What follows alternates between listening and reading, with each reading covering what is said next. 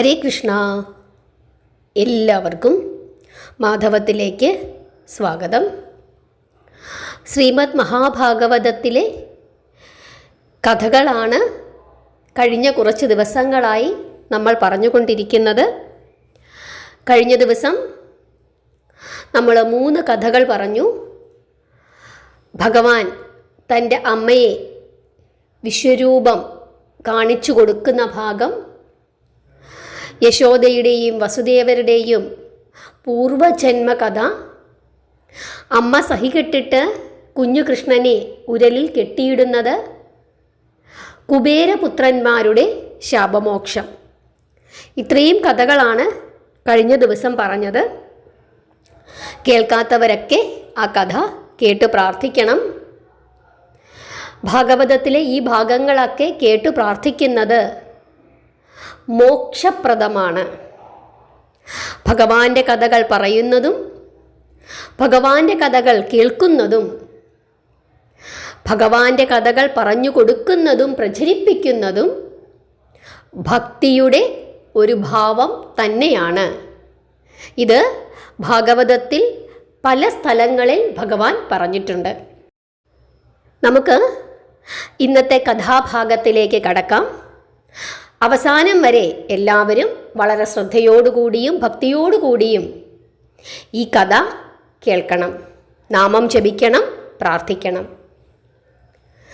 പശുക്കൾക്ക് തിന്നാനുള്ള പുല്ലും മേയാനുള്ള സ്ഥലവും കുടിക്കാനുള്ള വെള്ളവും സൗകര്യപ്രദമായി ലഭിക്കുന്ന സ്ഥലം നോക്കിയാണ് ഗോപന്മാർ തങ്ങളുടെ താവളങ്ങൾ ഉറപ്പിച്ചു കൊണ്ടിരിക്കുന്നത്. ഒരിടത്തും അവർ സ്ഥിരമായി താമസിക്കാറ് പതിവുണ്ടായിരുന്നില്ല.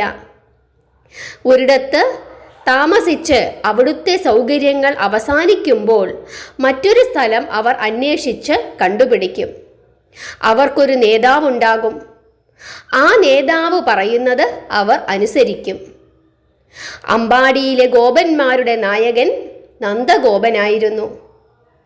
കൂടെ കൂടെ ഗോകുലത്തിൽ അമ്പാടിയിൽ പല ആപത്തുകളും സംഭവിച്ചതുകൊണ്ടും മേച്ചിൽ സ്ഥലങ്ങളിൽ കാലികൾക്കുള്ള പുല്ലുകൾ വിരളമായി തീർന്നതുകൊണ്ടും അതേവരെ ജീവിച്ചു വന്ന അമ്പാടി വെടിഞ്ഞ് മറ്റൊരു വനപ്രദേശത്തേക്ക് പോയാൽ കൊള്ളാമെന്നുള്ള ആഗ്രഹം ഗോകുലവാസികളിൽ ഉണ്ടായി. ഒരു ദിവസം നന്ദഗോപൻ്റെ ഒരുറ്റ സ്നേഹിതനും ബന്ധുവുമായ ഉപനന്ദനൻ എന്ന ഗോപൻ വ്രജവാസികൾ എല്ലാവരും കൂടിയിരിക്കുന്ന ഒരു ഗ്രാമത്തിൻ്റെ ഉത്സവ സദസ്സിൽ വെച്ച് പരസ്യമായി പറഞ്ഞു, നിങ്ങളെല്ലാവരും ശ്രദ്ധിച്ചു കേൾക്കണം. നാം ഈ അമ്പാടിയിൽ താമസം തുടങ്ങിയിട്ട് കുറേ കാലമായി.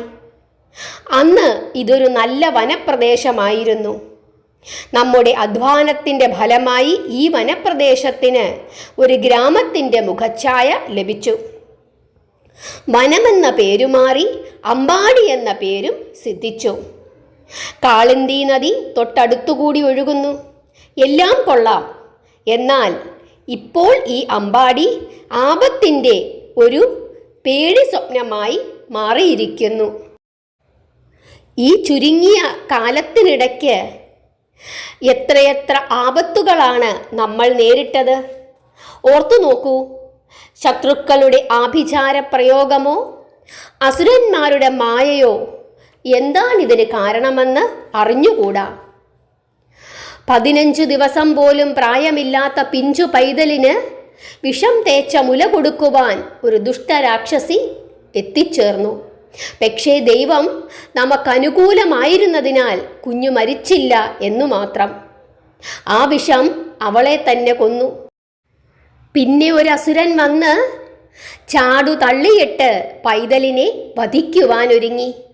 അപ്പോഴും ദൈവത്തിൻ്റെ ആനുകൂല്യം കൊണ്ട് ആ രാക്ഷസൻ മറഞ്ഞു പോവുകയും കുഞ്ഞ് രക്ഷപ്പെടുകയും ചെയ്തു. ശകടം തള്ളിയിട്ടതുകൊണ്ട് ആ മായാരാക്ഷസന് ശകടാസുരൻ എന്ന പേര് നൽകിയെന്നു മാത്രം. മൂന്നാമതായി തൃണാവർത്തനൻ എന്ന ഒരസുരൻ കൊടുങ്കാറ്റായി വന്ന് ഉണ്ണിയെയും എടുത്തുകൊണ്ട് ആകാശത്തിലേക്ക് പറന്നു. അപ്പോഴും ഈശ്വരാനുഗ്രഹത്താൽ കൃഷ്ണന് അപകടമൊന്നും സംഭവിച്ചില്ല. അസുരൻ അന്തകപുരി പ്രാപിക്കുകയും ചെയ്തു. ഇപ്പോൾ ഇതാ ഈ അടുത്ത കാലത്തുണ്ടായ സംഭവം കണ്ടില്ലേ? നാം ഇവിടെ വന്ന കാലത്തിന് എത്രയോ വർഷങ്ങൾക്കപ്പുറം മുതൽ നിൽക്കുന്ന ആ ബ്രഹ്മാണ്ട മരുതുമരങ്ങൾ രണ്ടും ഒരു കാരണവുമില്ലാതെ മറിഞ്ഞു താഴെ വീണിരിക്കുന്നു. അതിൻ്റെ ചുവട്ടിൽ കളിച്ചുകൊണ്ടിരുന്ന കുട്ടികളെ ലക്ഷ്യമാക്കിയാണ് ഏതോ അസുരൻ ആ മരങ്ങളെ തള്ളി താഴെ വീഴിച്ചത്. പക്ഷേ കരുണാനിധിയായ ദൈവത്തിൻ്റെ അനുഗ്രഹം കൊണ്ട് ആർക്കും അപകടമൊന്നും ഉണ്ടായില്ല. ഇങ്ങനെ അടിക്കടി ആപത്തുകൾ വന്നുകൊണ്ടിരിക്കുമ്പോൾ എപ്പോഴും ദൈവം നമ്മെ അനുഗ്രഹിക്കുമെന്ന് വിചാരിക്കുന്നത് തെറ്റാണ്. ഇവിടെ നിന്നും കുറച്ചു പടിഞ്ഞാറു ഭാഗത്തായി വൃന്ദാവനമെന്ന ഒരു രമണീയ വനപ്രദേശമുണ്ട്. പശുക്കൾക്ക് മേയാനുള്ള പുൽത്തകിടികളും പുല്ലുകളും അവിടെ സുലഭമാണ്.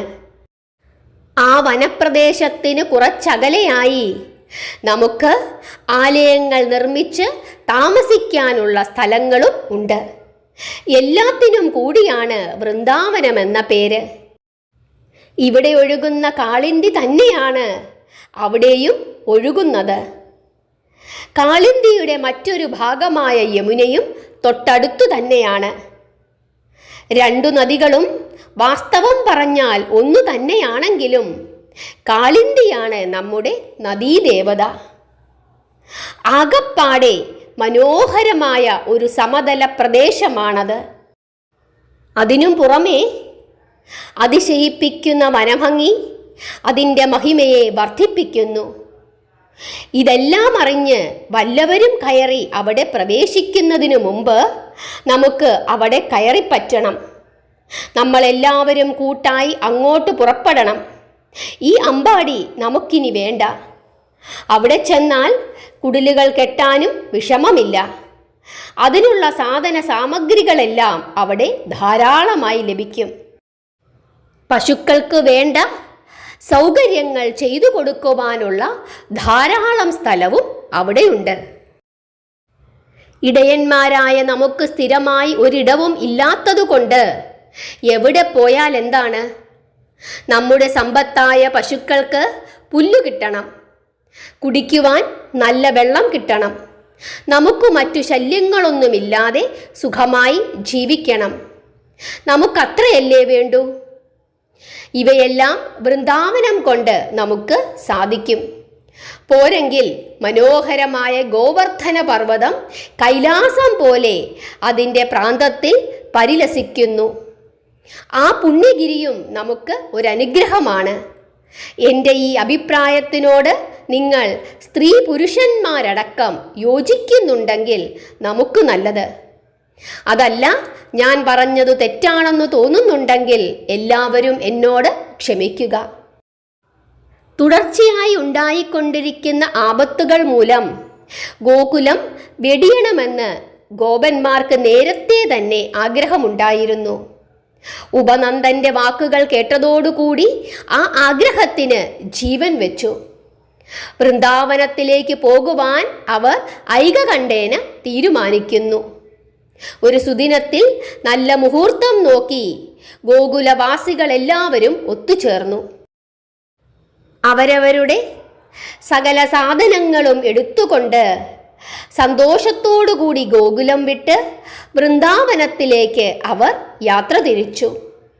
കാലിക്കൂട്ടങ്ങളെയും കിടാങ്ങളെയും തെളിച്ചുകൊണ്ട് ഗോപാലന്മാർ ഏറ്റവും മുമ്പിൽ നടന്നു.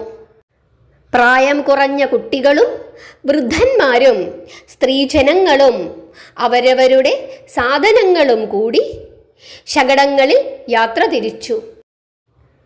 നന്ദഗോപരും ഉപനന്ദനും മറ്റു വ്രജപ്രമാണികളും പുരോഹിത വൃന്ദങ്ങളും വേറെ വേറെ ചാടുകളിലും യാത്ര തുടർന്നു. ഏറ്റവും നടുവിലായി ഒരു വണ്ടിയിൽ മടിയിൽ കുഞ്ഞുങ്ങളെയും ഇരുത്തിക്കൊണ്ട് യശോദാറാണിയും രോഹിണീദേവിയും സഞ്ചരിച്ചു. വാളും പരിചയും ധരിച്ചു മേളവാദ്യങ്ങളോടെ കിങ്കരന്മാർ ചാടുകൾക്ക് അകമ്പടി സേവിച്ചു. ഗോവൃന്ദങ്ങളെ തെളിച്ചുകൊണ്ട് മുമ്പിൽ നടന്ന ഗോപന്മാരും രക്ഷിതാക്കളായി ഏറ്റവും പിമ്പേ നടന്ന തടിമുഴുപ്പുള്ള ഗോപന്മാരും വഴിനീളെ ഉച്ചത്തിൽ പാടുകയും ഇടയ്ക്കിടെ ചുവടുവെച്ച് നൃത്തം ചവിട്ടുകയും ചെയ്തുകൊണ്ടിരുന്നു. അത് കണ്ട് കൃഷ്ണനും രാമനും വണ്ടിക്കകത്തിരുന്നു തുള്ളുവാനും പാടുവാനും തുടങ്ങി. അങ്ങനെ രാമകൃഷ്ണന്മാരുടെ നൃത്ത കോലാഹലങ്ങൾ വണ്ടിക്കകത്തും നടന്നുകൊണ്ടേയിരുന്നു. ഹരേ കൃഷ്ണ. ഭഗവാന്റെ വൃന്ദാവന യാത്ര കണ്ടാനന്ദിക്കുവാനായി ഇന്ദ്രാദി ദേവവൃന്ദങ്ങളും നാരദാദി ബ്രഹ്മർഷി മുഖ്യരും ആകാശത്തിൽ വന്ന് നിരന്നു നിന്നു. ധർമ്മ സംസ്ഥാപനാർത്ഥം തിരുവവതാരം ചെയ്ത ശ്രീകൃഷ്ണ ഭഗവാന്റെ രണ്ടാമത്തെ യാത്രയാണിത്. ആദ്യത്തേത് കാരാഗ്രഹത്തിൽ നിന്നും അമ്പാടിയിലേക്ക് ഉള്ളതായിരുന്നു. രണ്ടാമത്തേത് അമ്പാടിയിൽ നിന്നും വൃന്ദാവനത്തിലേക്ക്. വൈകുന്നേരത്തോടുകൂടി നന്ദഗോപാദികൾ യമുനാ തീരത്തുള്ള വൃന്ദാവനത്തിൽ എത്തിച്ചേർന്നു. എന്നും വസന്തം തഴുകിക്കൊണ്ടിരുന്ന ആ സുന്ദര വനപ്രദേശം ആനന്ദ സങ്കേതമായി അവർക്ക് തോന്നി. തഴച്ചു വളർന്നു നിൽക്കുന്ന പുല്ലുകൾ കണ്ട് ഗോക്കളും കിടാങ്ങളും ആർത്തിയോടെ അവ തിന്നുമേയാൻ തുടങ്ങി. ഗോപന്മാർ ഓരോരുത്തരും അവരവർക്ക് ഇഷ്ടപ്പെട്ട സ്ഥലം കണ്ടുപിടിച്ചു. തൽക്കാലത്തേക്ക് അവിടെ കരിമ്പടം കൊണ്ട് മറച്ച് ഓരോ കുടിലുകൾ ഉണ്ടാക്കി. പിന്നീട് ഒരാഴ്ച കൊണ്ട് സ്ഥിരമായി താമസിക്കാനുള്ള പാർപ്പിടങ്ങളും അവർ നിർമ്മിച്ചു. പശുക്കളെ കെട്ടാനുള്ള തൊഴുത്തുകളും അവർ സൗകര്യപ്രദമായി ഉണ്ടാക്കി. ഒന്നിനോടൊന്നു തൊട്ട് അർദ്ധചന്ദ്രാകൃതിയിലുള്ള ഗൃഹങ്ങളായിരുന്നു അവ. എല്ലാ ഗൃഹങ്ങളുടെയും മധ്യഭാഗത്തായിരുന്നു നന്ദഗോപന്റെ മന്ദിരം. ചുറ്റും മറ്റുള്ളവരുടെ ഗൃഹങ്ങളും സ്ഥിതി ചെയ്യുന്നു. ചാടുകൾ ഇടാനുള്ള പ്രത്യേകം സ്ഥലവും അവർ ഉണ്ടാക്കി. അങ്ങനെ ഗോകുലവാസികളായിരുന്ന ഗോപാലന്മാർ വൃന്ദാവനത്തിൽ താമസമുറപ്പിച്ചു. അങ്ങനെ അവർ വൃന്ദാവനവാസികളായി തീർന്നു. അമ്പാടിയിൽ നിന്നും പോന്നതിനു ശേഷം കൃഷ്ണൻ തൻ്റെ പഴയ ദുശീലങ്ങൾ ഉപേക്ഷിച്ച് ഒരു പുതിയ ജീവിതത്തിലേക്ക് പ്രവേശിച്ചു. ആ വനഭൂമിയെ തഴുകി ഒഴുകുന്ന യമുനാ നദിയുടെ തീരത്തിലും മണം പേറുന്ന മനോഹര വർണ്ണമലരുകൾ ചൂടി നിൽക്കുന്ന വല്ലികളുടെ ഇടയിലും പൂത്തു നിൽക്കുന്ന മാമരങ്ങളുടെ ചുവട്ടിലും കണ്ണിനാനന്ദം നൽകുന്ന ഗോവർദ്ധനഗിരിയുടെ പരിസരങ്ങളിലും പച്ചനിറം കവർന്ന ഇളം പുല്ലുകളാൽ പരിലസിക്കുന്ന സമതല പ്രദേശങ്ങളിലും കൃഷ്ണനും ബലരാമനും ചങ്ങാതികളും ഓടി നടന്ന് കളിച്ചു. ചിലപ്പോൾ ഗോപസ്ത്രീകളുടെ വീടുകളിൽ ഓടിക്കയറി പലവിധ വിനോദങ്ങളും കാണിച്ച് അവരെയും കണ്ണൻ സന്തോഷിപ്പിച്ചു വന്നു. മന്ദസ്മിതത്തോടുകൂടിയ മാധവ മധുരഭാഷിതം കേൾക്കുവാൻ ഗോപസ്ത്രീകൾക്കുണ്ടായ ആഗ്രഹം സീമാതീതമായി വർദ്ധിച്ചു. കൃഷ്ണനെ ചുംബിക്കുവാനും ആശ്ലേഷിക്കുവാനും അവർ എപ്പോഴും കാത്തുകെട്ടി നിന്നു. കണ്ണൻ്റെ മനോഹരമായ പുഞ്ചിരി കാണുമ്പോൾ ആ ചഞ്ചലാക്ഷിയുടെ ഹൃദയങ്ങളിൽ ആനന്ദത്തിൻ്റെ ചെന്താമര സൂനങ്ങൾ വിരിഞ്ഞിരുന്നു.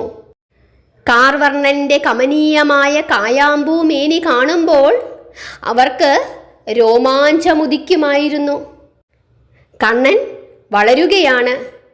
വയസ്സ് 4.5 കഴിഞ്ഞു.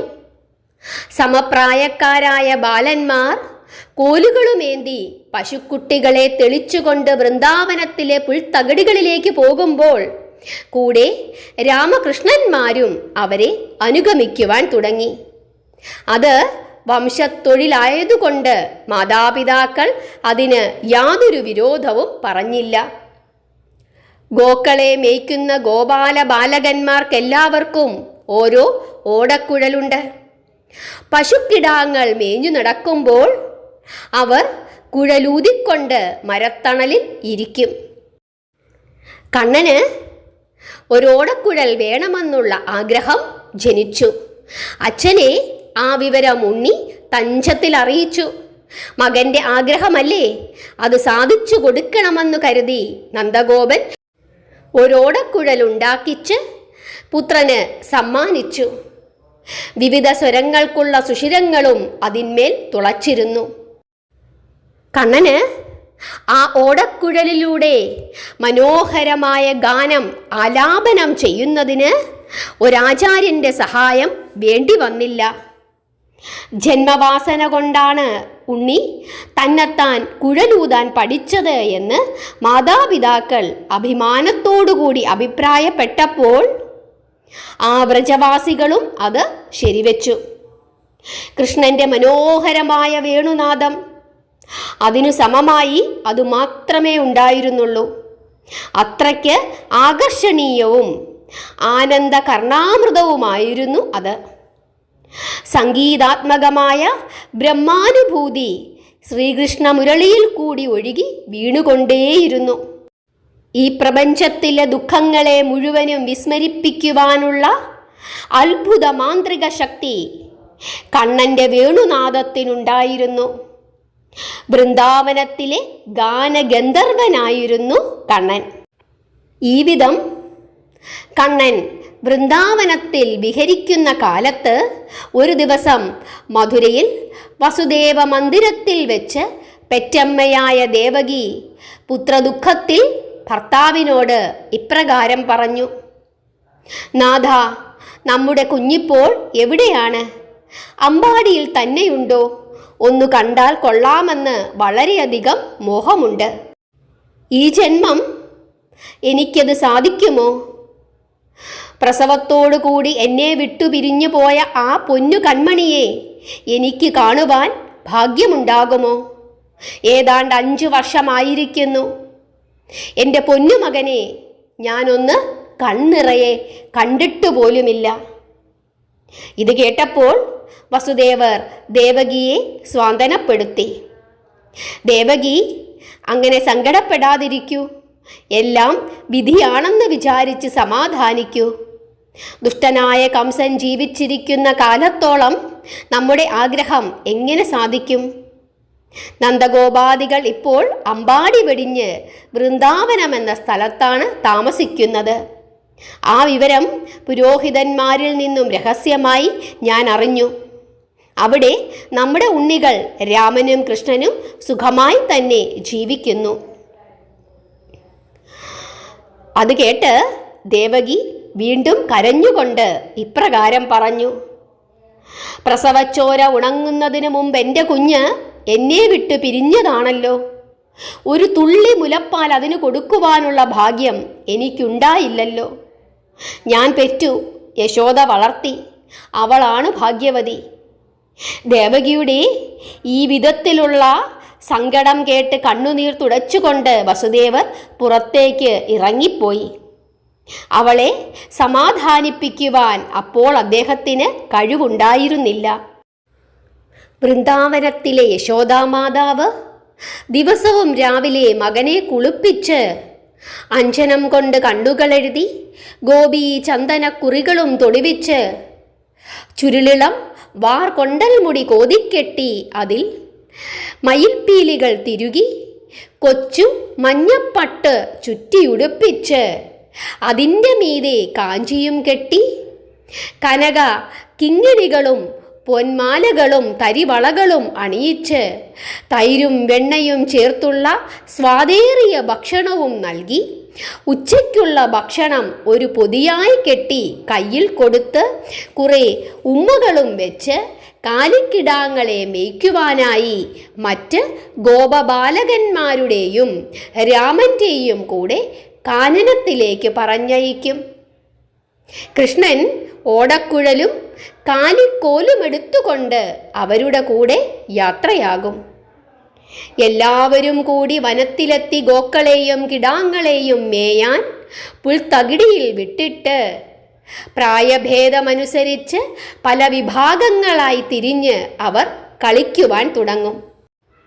ഉച്ച സമയമാകുമ്പോൾ എല്ലാവരും അവരവരുടെ ആഹാരം എടുത്ത് പല നേരം പോക്കുകളും പറഞ്ഞുകൊണ്ട് അത് കഴിക്കും.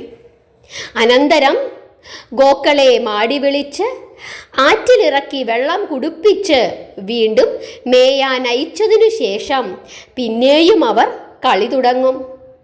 ആ കളികളിലെല്ലാം കൃഷ്ണനായിരുന്നു മുമ്പനായ പ്രമാണി. ജ്യേഷ്ഠനായ ബലരാമന് കളിക്കാര്യത്തിൽ അനുജന്റെ വരുതിയിൽ കഴിയേണ്ടി വന്നു.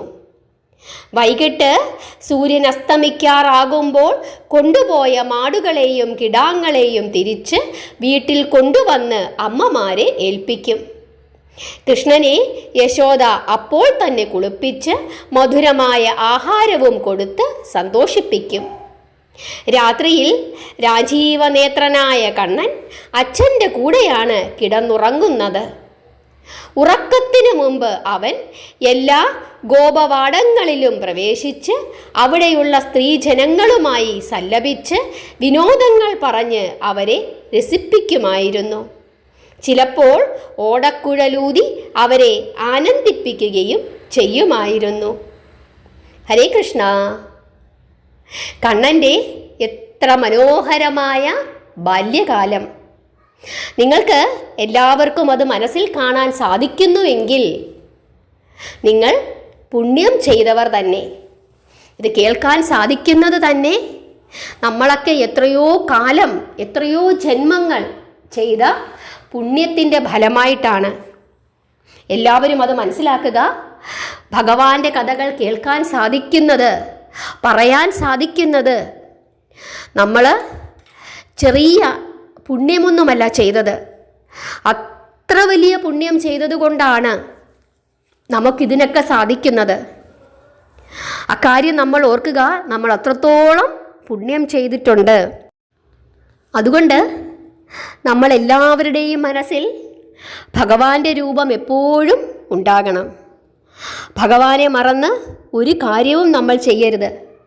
നമ്മളുടെ ഓരോ പ്രവൃത്തിയും ഭഗവാന് വേണ്ടി ചെയ്യുന്നതാണ് എന്ന് കരുതി നമ്മൾ ചെയ്യണം. നമ്മൾ ഭഗവത്ഗീത പഠിക്കുമ്പോൾ ഈ കാര്യമൊക്കെ പഠിക്കുന്നുണ്ട്. നമ്മൾ ഓരോ കാര്യവും പഠിക്കുന്നത് നമ്മുടെ ജീവിതത്തിൽ പ്രാവർത്തികമാക്കുന്നതിന് വേണ്ടിയിട്ടാണ്. അതല്ലാതെ ഇതൊക്കെ കേട്ട് ഒരു ചെവി കൂടെ കേട്ട് മറു ചെവി കൂടെ കളയാൻ വേണ്ടിയിട്ടല്ല. ഇതിൽ നിന്നൊക്കെ പാഠങ്ങൾ ഉൾക്കൊണ്ട് അത് നമ്മുടെ ജീവിതത്തിൽ പകർത്താനായി ശ്രമിക്കുക. നാമം ജപിക്കുക, കഥകൾ കേൾക്കുക, കഥകൾ പറഞ്ഞു കൊടുക്കുക. ഹരേ കൃഷ്ണ.